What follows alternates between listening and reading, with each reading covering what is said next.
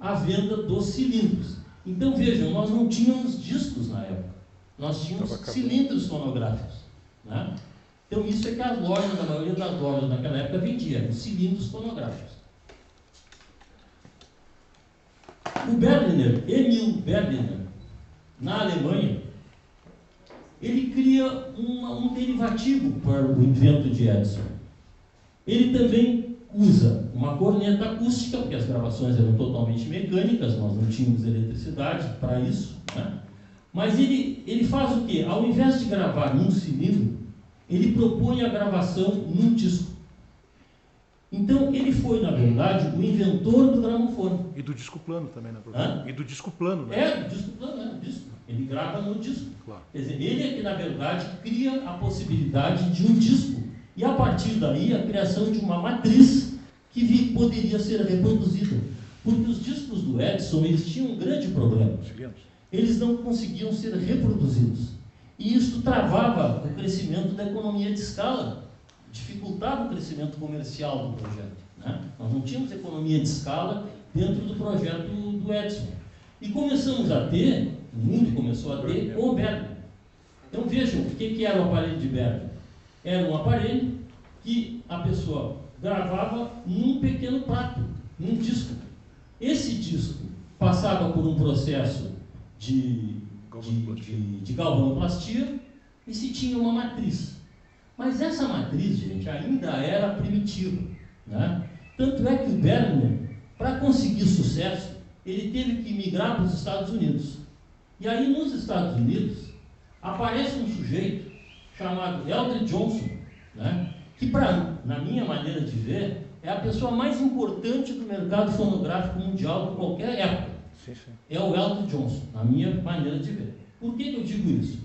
Porque ele tinha uma oficina, vejam aqui, ó, ele tinha uma oficina de máquinas de costura e bicicleta. E ele era um curioso.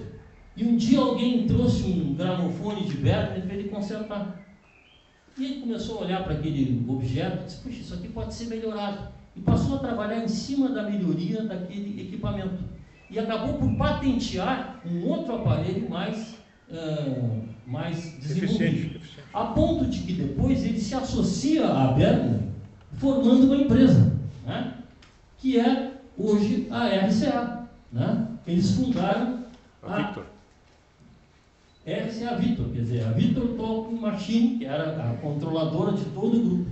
Esse foi um grupo muito poderoso, vejam o empreendimento que já tinha em 1914, e aqui os discos com a marca A Voz do Dono, que se notabilizaram, que ficaram conhecidos pelo mundo todo, Master Voice, né? Então foi importantíssimo a presença do Eldridge. O Eldridge não só melhorou o gramofone, mas também, isso é muito importante, ele melhorou o processo de formação da matriz. Então, a partir da matriz proposta por Eldridge, foi possível se tirar infinitas cópias. Milhares. Né? E com isso, então, a alavancagem comercial do mercado do disco foi fantástica, né? Isso foi muito importante. Surgiu também nos Estados Unidos uma outra empresa, a Columbia, em 1888. Aqui é o prédio da Columbia, vejam aqui, em 1889. Né? E Edward Easton foi o fundador. O Edward Easton foi o fundador de uma empresa, gente, que por incrível que pareça ainda existe até hoje.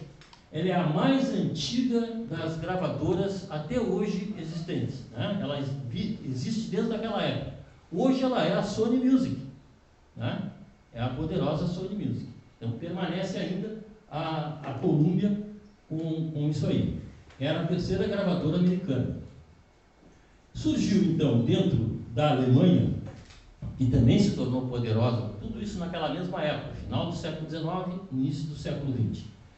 O Carl Lindstrom, também importante, fez muitos aperfeiçoamentos no gramofone, né? Os equipamentos, principalmente na parte referente aos motores, né? Foi muito importante. Surgiram empresas dentro da Alemanha fabricando motores para gramofone, que, aliás, quando o Leonetti fabricou aqui os seus gramofones, ele importou os motores todos da Otto alemã. Todos os motores dos gramofones da elétrica foram feitos na Alemanha. E o Carl Lindstrom, então, ele cria a Odeon, que existe até hoje. E a Odeon foi muito importante porque ela se tornou, digamos, uma empresa com vários tentáculos pelo mundo todo. E aí está, e eu deixei o Lindstrom para o fim, porque aí está o link com a nossa primeira fábrica de discos que ocorreu no Rio de Janeiro. Aí está. Vamos passar. Isso. A fábrica ocorreu no Rio de Janeiro em cima do trabalho já existente do Fred Figner, que era um tcheco naturalizado, americano. Né, naturalizado aqui. Ele chegou aqui na última década, se não me engano, do século XX, do século XIX, e começa então a colocar uma lojinha. Primeiro ele trabalhou como freelancer, assim, né? É chamado de caixeiro viajante, se chamava na época. Né? Depois ele coloca uma lojinha na Rua do Ouvidor, uma das ruas mais importantes, e a loja se chamava Casa Edison, uma homenagem ao Thomas Edison. E é ele que faz, digamos assim, todo o projeto da primeira fábrica de discos do Brasil. Tá? Olhem aqui, ó. Ele se associa então ao Odeon, ao Lindstrom, tá? Aquele da Alemanha, e produz a primeira fábrica de discos. Agora vejam, para a época, vejam a magnitude da fábrica. Não era pouca coisa, ele tinha mais de 150 funcionários. Ele fabricava 1,5 milhão de discos. Ele fabricava 1,5 milhão de discos por ano. O negócio era violento. Vejam os setores da fábrica aqui, nessas fotografias, né? A produção das matrizes, a produção da massa para fazer depois a prensagem. Né? A prensagem, ele tinha muitas prensas, né? Dezenas de prensas, enquanto o nosso Leonetti aqui teve uma, parece que teve duas depois, quando ampliou um pouco mais. Bom, o Figner prensa o seu primeiro disco no dia 21 de novembro de 1912. Essa data é fixada, ela está documentada, porque é a data em que o engenheiro da empresa manda uma carta, um bilhete para o Figner, dizendo, olha, mandou junto com o disco. Aqui está o disco, quero que o senhor avalie, e é no dia 12 de novembro de 1912. Bom, a partir daí, nós temos então o início da fabricação de discos, da fabricação vertical dos discos, ou seja, gravação e prensagem, né? Reprodução, enfim, a partir de uma matriz feita no Brasil. Aí nós vamos voltar para o Leonetti. Né? Agora eu voltei para Porto Alegre. Nosso objetivo. Né? O Leonetti coloca, essa aí foi uma foto colorizada. Eu não gosto de falar em colorização, então está colorizado, né? Mas em todo caso tem que falar. Né? Mas, então, essa foto foi colorizada, essa foto foi remasterizada. Essa era a fábrica de discos do Leonetti, ali na Vila Leonetti, em Teresópolis. Observem aqui, eram dois módulos iguais, ó, ligados por uma área, né, de ligação. Então era um U, era como se fosse um U. Né? Hoje nós só temos o resto de uma dessas partes aí, né? Está lá, o restante se perdeu.